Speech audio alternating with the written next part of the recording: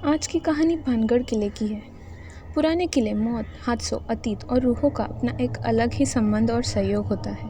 ऐसी कोई जगह जहां मौत का साया बनकर रूहें घूमती हो, उन जगहों पर इंसान अपने डर पर काबू नहीं कर पाता है और एक अजीब दुनिया के सामने, जिसके बारे में उसे कोई अंदाज़ा नहीं होता, अपने घुटने टेक देता है। दुनिया भर में कई ऐसे पुराने किले हैं जिनका अपना एक अलग ही काला अतीत है और वहाँ आज भी रूहों का वास है।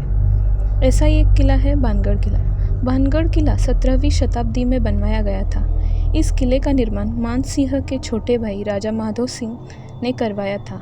राजा माधो सिंह उस समय अकबर के सेना में जनरल के पद पर तैनात थे। उस समय भानगढ़ की जनसंख्या तकरीबन 10,000 थी। भानगढ़ अलवार जिले में स्थित एक शानदार किला है जो कि बहुत ही विशाल आकार में तैयार किया गया था। भानगढ़ किला जो देखने में जितना शानदार है, उसका अतीत उतना ही भयानक है। आपको बता दें कि भानगढ़ किले के बारे में एक प्रसिद्ध कहानी के अनुसार भानगढ़ की राजकुमारी रत्नावती, जो कि नाम के ही अनुरूप बेहद खूबसूरत थी, उस समय उनके रूप की चर्चा पूरे राज्य में थी और साथ में ही देश के कोने कोने के राजकुमार उनसे विवाह करने के इच्छुक थे।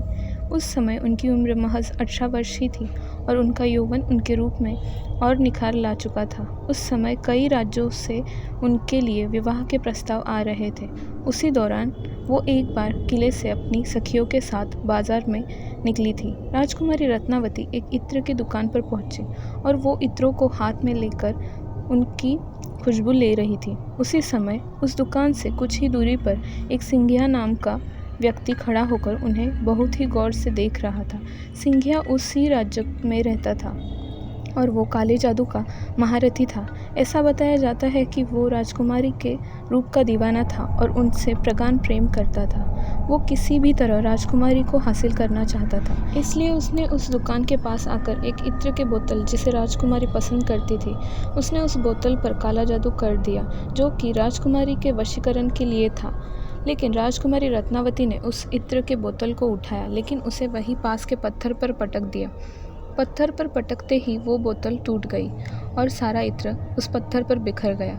इसके बाद से ही वो पत्थर फिसलते हुए उस तांत्रिक सिंघिया के पीछे चल पड़ा और तांत्रिक को कुलट दिया, जिससे उसकी मौके पर ही मौत हो गई। मरने से पहले तांत्रिक ने शाप दिया कि इस किले में रहने वाले सभी लोग जल्द ही मर जाएंगे और वो दोबारा जन्म नहीं ले सकेंगे और ताउम्र उनकी आत्माएं इस किले में ही भटकती रहेंगी।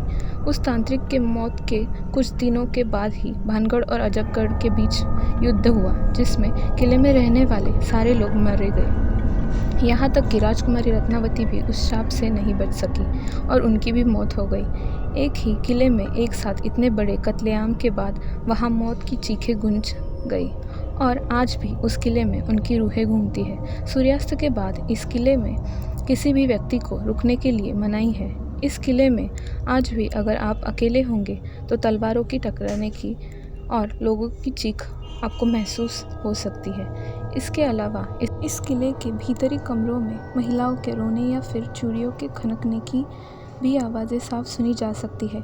किले के पिछले हिस्से में जहाँ एक छोटा सा दरवाज़ा है, उस दरवाजे के पास बहुत ही अंधेरा रहता है। कई बार वहाँ किसी के बात करने या एक विशेष प्रकार के गंध को महसूस किया गया है। वहीं किले में शाम के वक्त बहुत ही सन्नाटा रहता है और अचानक ही किसी के चीखने की भयानक आवाज़ इस किले में गूंज जाती है।